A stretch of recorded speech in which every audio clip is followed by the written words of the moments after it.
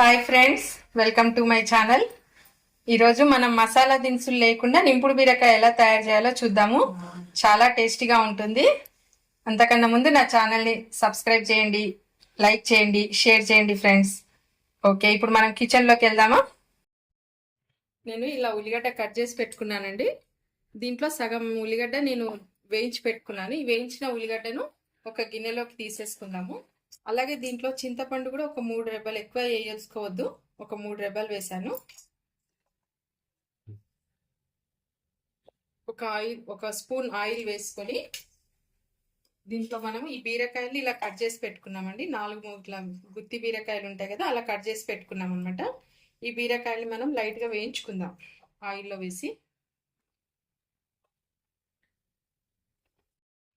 మీరు మామూలుగా బీరకాయ ఇంట్లో గుత్తి బీరకాయ చేసుకుంటుండొచ్చండి, ఎప్పటిలాగా కాకుండా ఒక్కసారి నేను చేసినట్టు కూడా చూడండి. చాలా టేస్ట్గా ఉంటుంది. చపాతీలోకి, రైస్లోకి చాలా బాగుంటుంది. మనం ఈ బీరకాయలని వేయించుదామండి. ఇప్పుడు దూరగా వేయించి పెట్టుకుందాము.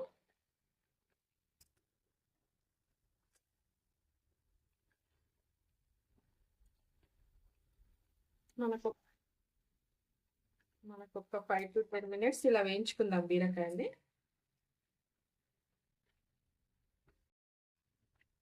మనకు బీరకాయ వల్ల హెల్త్ బెనిఫిట్స్ ఏంటో కూడా నేను డిస్క్రిప్షన్లో పెడతానండి, మీరు ఒకసారి చూసుకోండి. డిస్క్రిప్షన్లో మనకు హెల్త్కి ఏమేమి బెనిఫిట్స్ ఉంటాయి అని మీరు డిస్క్రిప్షన్లో చదువుకోవచ్చు. ఇలా మనకు కొంచెం బీరకాయ త్వరగా వేయాలండి, మరీ మెత్తగా వేయించుకోవద్దు, ఎందుకంటే మళ్ళీ బీరకాయ విరిగిపోతుంది. ఇప్పుడు మనం ఈ బీరకాయను ఒక గిన్నెలోకి తీసేసుకుందాము.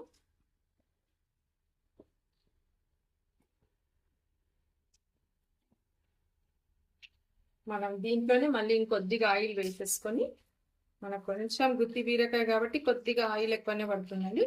ఒక స్పూన్ ఎక్కువ వేసుకున్నాము, రెగ్యులర్గా వాడేదానికన్నా ఒక స్పూన్ ఎక్కువ వేసుకున్నాము.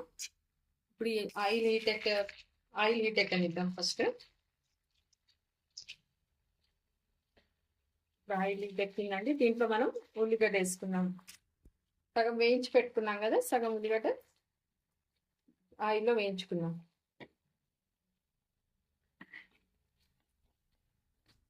మనకి ఉల్లిగడ్డ వేగేలోపు మనకు బీరకాయకి కావాల్సిన మసాలా ఏమేందో మనం దాన్ని గ్రైండ్ చేసుకుందామండి. ఇప్పుడు మీకు చూపిస్తానండి. ఉల్లిగడ్డ వేగేలోపు మనం గ్రైండ్ చేసుకుందాం మసాలాని.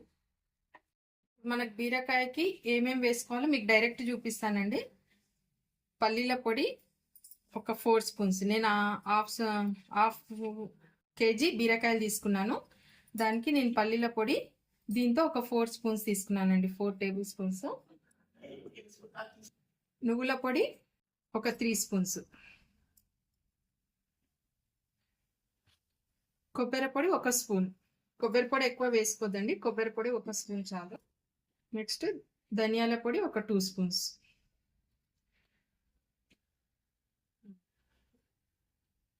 మనకు కారం పొడి అదే స్పూన్ తోటి 1, 2, ఒక 2.5 స్పూన్స్ వేసుకున్నానండి. సాల్ట్ మనకు తగినంత 3 స్పూన్స్ వేసుకున్నాను. నేను ఫస్ట్ ఇది వేయించి పెట్టుకున్నాను కదండి ఉల్లిగడ్డ, కొద్దిగా అది కొంచెం వేసేస్తున్నది. ఇది మనకు ఒక స్పూన్ అనుకోండి. ఇది కూడా ఇదండి, ఈ కొలత ద్వారా మీరు వేసుకోండి, చాలా బాగా వస్తుంది. అంతే, ఇవన్నీ మనం గ్రైండ్ చేసుకుందాం. ఇప్పుడు మసాలాలు ఏం వేయలేదు.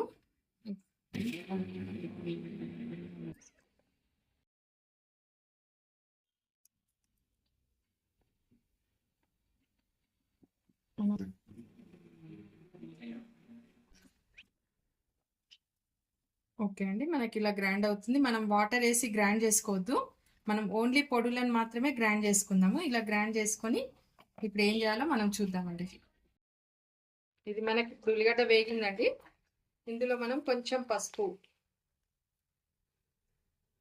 ఎప్పుడే కానీ పోపులో పెడితేనే బాగుంటుంది అండి. అలాగే మనకు అల్లం వెల్లుల్లి పేస్ట్,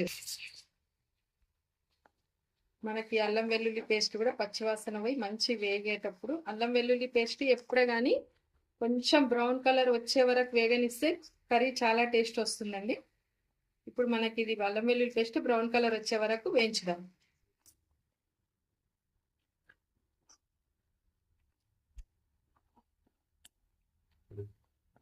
ఇప్పుడు మనకు అల్లం వెల్లుల్లి బాగా వేగిపోయిందండి, మంచి స్మెల్ వస్తుంది. ఇలా వచ్చినప్పుడు మనం వేరే ఏదైనా వేసుకోవచ్చు, ఏ కర్రీకైనా అప్పుడు టేస్ట్ బాగా వస్తుంది కర్రీ. ఇప్పుడు మనం ఇందాక గ్రైండ్ చేసి పెట్టుకున్నాం కదా పొడులన్నిటిని, వాటన్నింటిని దీంట్లో వేసేద్దాం. నేను ఎలాంటి మసాలా దినుసులు వేయకుండా చేస్తున్నానండి. మసాలా వేయకుండా చేసినా కూడా చాలా టేస్ట్ ఉంటుంది. కొంచెం చలికాలం ఆ టైంలో మసాలా ఉంటే బాగుంటుంది, అందుకే నేను సమ్మర్ అని చెప్పేసి వేయలేదు. ఇప్పుడు దీన్ని కూడా కొంచెం వేయించుకుందాం మనము. ఒక 2-3 మినిట్స్ మంచిగా వేయించిన తర్వాత అప్పుడు చేద్దాం. ఇలా మనం దగ్గరనే ఉండి వాటర్ వేయకుండా పచ్చివాసన పోయే వరకు ఇలా వేయించుకోవాలండి. ఇలా వేయించుకున్న తర్వాత ఇప్పుడు మనం దీంట్లో వాటర్ వేసుకుందాం.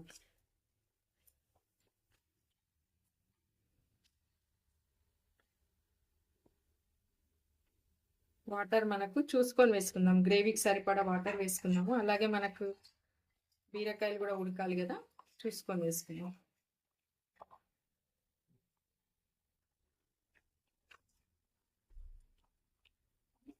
మనకి ఇలా తగినంత వాటర్ వేసుకొని దీంట్లో మనం బీరకాయలు వేసేసుకుందామండి. ఇందాక వేయించి పెట్టుకున్నాం కదా, ఈ బీరకాయలు మనం వేసుకున్నాము. బీరకాయలో కూడా నీరు వచ్చేస్తుంది కాబట్టి మనకు కావాలనుకుంటే మళ్ళీ కొంచెం తర్వాత వేసుకుందాం వాటర్. ఇప్పుడైతే మనకు సరిపోయినాయండి.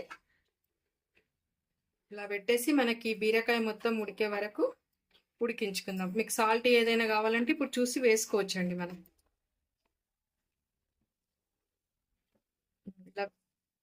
మనం ఇలా పెట్టేసి మనకు ఆయిల్ పైకి వచ్చే వరకు ఇలాగే ఉడికించుకుందామండి. అంతవరకు మనం మూత పెట్టేసి స్లిమ్లో పెట్టేసుకుందాము. బీరకాయ తొందరనే ఉడుకుతుంది. ఓకే ఫ్రెండ్స్, మనకు ఉడికిపోయింది. ఆయిల్ మనకి ఇలా పైకి వచ్చిందంటే మనకు బీరకాయ మొత్తం ఉడికినట్టే. ఇలా బీరకాయ చేంజ్ అవుతుందండి.